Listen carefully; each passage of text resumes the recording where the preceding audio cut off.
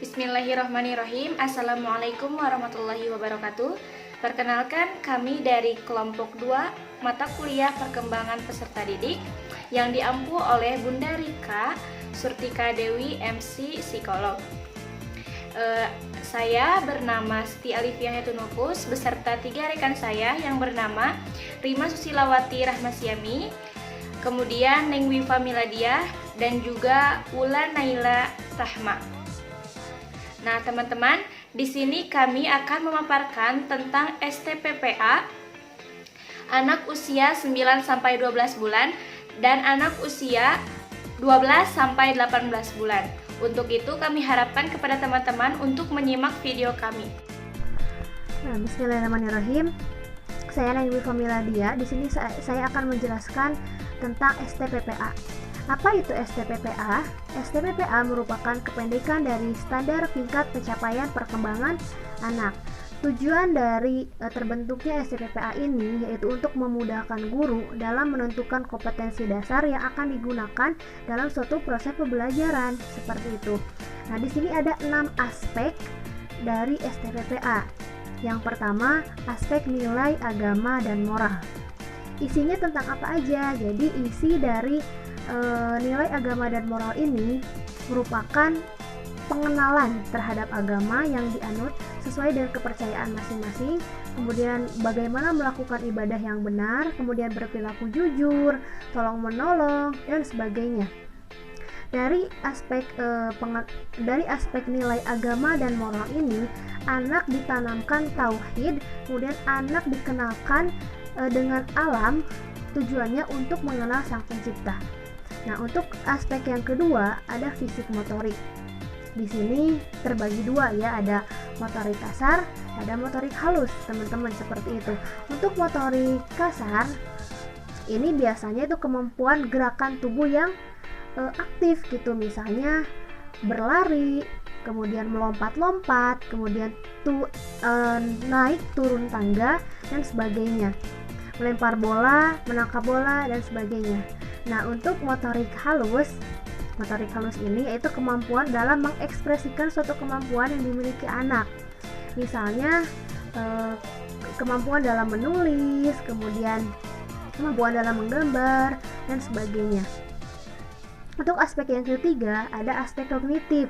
Nah, aspek kognitif ini yaitu bagaimana anak belajar dalam suatu pemecahan masalah atau problem solving. Ya, kemudian anak bisa menyebutkan perbedaan-perbedaan. Misalnya anak dapat membedakan antara mana anjing, mana kucing, mana itik, mana bebek.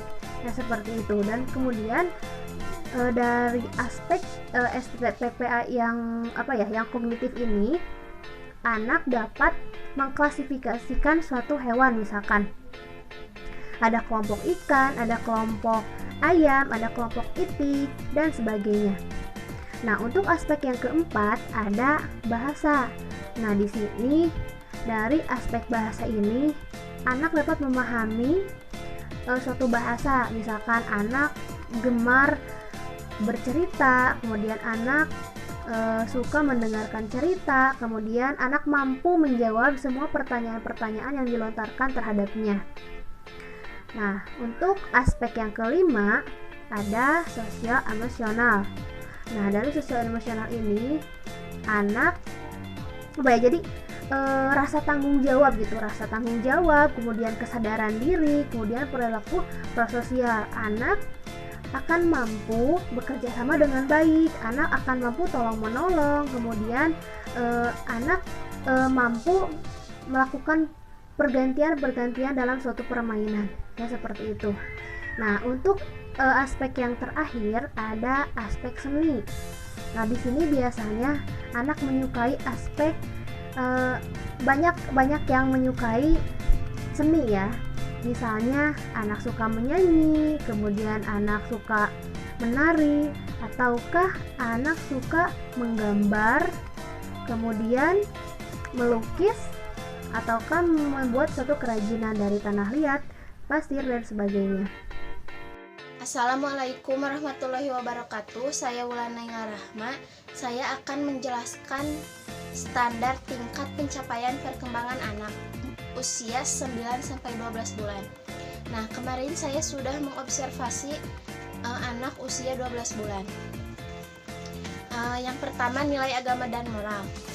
Mengenai nilai agama dan moral, mungkin si anak itu belum berkembang, akan tetapi tetap diajarkan oleh orang tuanya.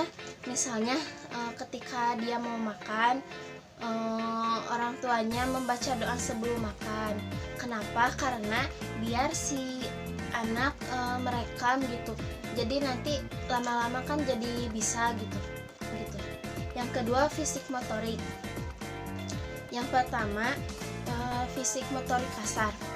Nah, untuk fisik motorik kasar mulai berkembang. Dia sudah bisa bertepuk tangan dan berjalan berpegangan. Yang kedua yaitu fisik motorik halus. Mulai berkembang juga, dia sudah bisa misalnya merobek-robek kertas, kemudian bermain belajar APE dalam. Yang selanjutnya, kesehatan dan perilaku keselamatan. Itu juga mulai berkembang. Misalnya ketika dia itu merasa kesakitan, misalnya dia menjerit ketika ia tuh merasa tidak aman dan merasa kesakitan, dan menjerit, dan saat dia sendirian juga kadang-kadang dia itu suka menjerit ya, ketakutan. Yang selanjutnya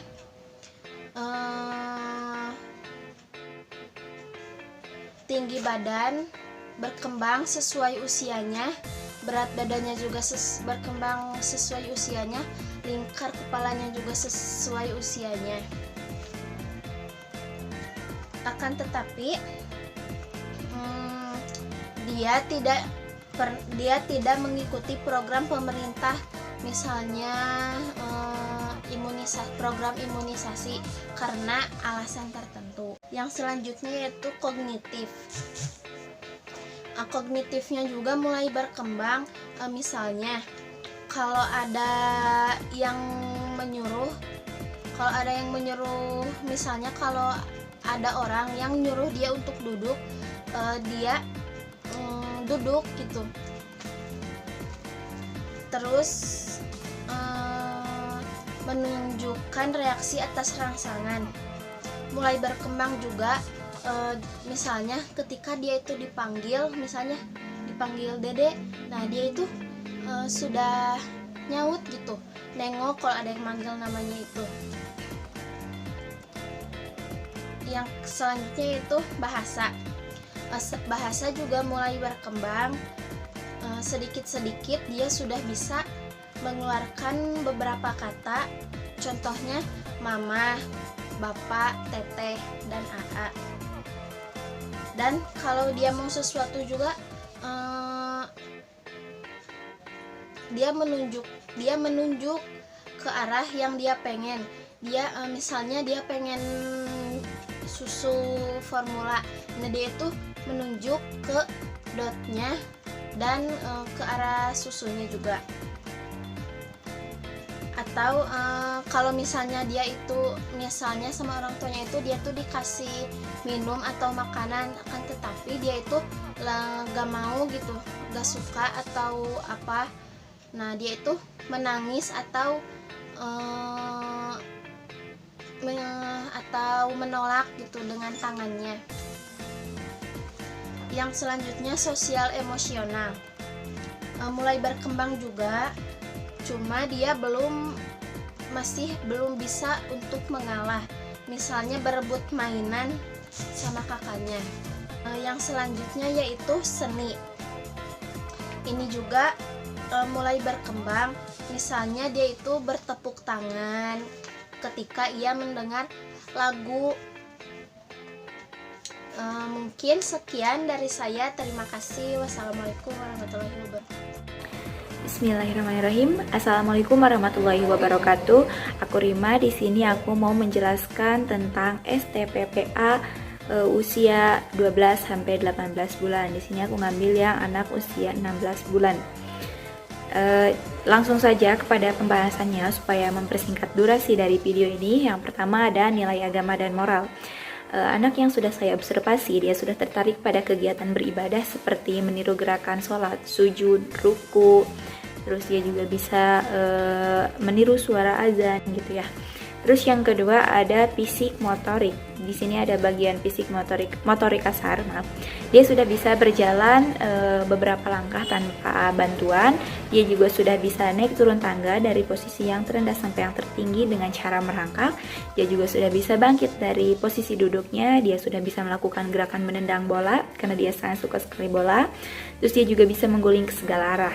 Untuk bagian dari motorik halusnya, dia sudah bisa mencoret bebas, dia sudah bisa memegang gelas dengan kedua tangannya, dia sudah bisa memasukkan benda ke dalam wadah, dan juga dia bisa mengeluarkan benda dari wadahnya itu. Untuk bagian kesehatan dan perilaku keselamatan, tinggi badan dan berat badan dia sesuai dengan standar usia. Tinggi badannya sesuai dengan standar berat badannya sesuai dengan standar tinggi badan. Lingkar kepalanya juga sesuai dengan usia. Dia juga bisa mencuci tangan meskipun dengan bantuan, meskipun masih dibantu gitu ya. Dia suka sekali air. Kan ada anak yang kalau cuci muka itu kayak cacing gitu, nggak bisa dia diam gitu kalau yang berbau air-airan. Dia juga bisa merespon larangan orang tua ya, namun masih memerlukan pengawasan dan bantuan. Bagian 3 yaitu kognitif. Di sini ada belajar dan pemecahan masalah. Dia bisa dia bisa menyebutkan nama dia sendiri dan nama orang-orang yang dikenalnya atau orang-orang yang ada di lingkungannya, orang-orang yang di sekitarnya. Bagian bahasa, dia bisa merespon pertanyaan dengan menjawab ya atau tidak, mau atau tidak. Dia bisa gini, kalau misal kita bilang no, jadi yang ngerti itu tidak boleh, itu sudah bisa ya di bahasa.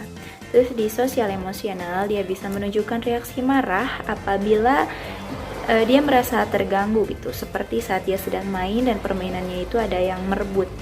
Terus dia juga bisa menunjukkan reaksi yang berbeda terhadap orang yang baru kenal dan yang sudah lama kenal. Dia juga bisa bermain bersama teman tetapi sibuk dengan mainannya sendiri. Dia juga bisa memperhatikan atau mengamati teman-temannya yang sedang beraktivitas atau yang sedang bermain bersama. Dan yang keenam, yang terakhir yaitu seni. Dia yang pertama di sini ada mampu membedakan antara bunyi dan suara. Bisa menyanyikan lagu, tapi meskipun hanya kata terakhirnya saja yang dia nyanyikan. Misal saat saya berikan dia lagu Baby Shark atau saat saya berikan dia lagu cicak di dinding, dia bisa menyebutkan seperti dudunya saja atau di cicak di dinding hapnya saja. Terus dia juga bisa merespon berbagai macam suara orang terdekat ataupun musik, lagu, dan dia juga bisa menggoyangkan badannya. Kalau dengar lagu yang dia sukai, dia pasti menggoyangkan badan. Dia juga bisa mengenali suara binatang, dan dia paham adanya perbedaan suara atau bahasa orang yang ada di sekitarnya, terutama ibu dan orang-orang yang terdekatnya. Terus untuk yang bagian tertarik dengan musik, lagu, dan nada bicara tertentu, ya dia tertarik. Dan yang terakhir ada tertarik dengan karya seni dan mencoba membuat suatu gerakan yang menimbulkan bunyi. Ya, dia mencoret-coret itu ya, karena dia sangat suka sekali krayon ya, pasti dia sangat suka mencoret-coret. Terus misal ada tepuk-tepukan di meja atau di lantai gitu untuk suaranya. Baik teman-teman, cukup sekian yang dapat kami sampaikan. Kurang lebihnya mohon maaf. Semoga bermanfaat dan semoga teman-teman dapat mengamalkannya. Terima kasih. Wassalamualaikum warahmatullahi wabarakatuh.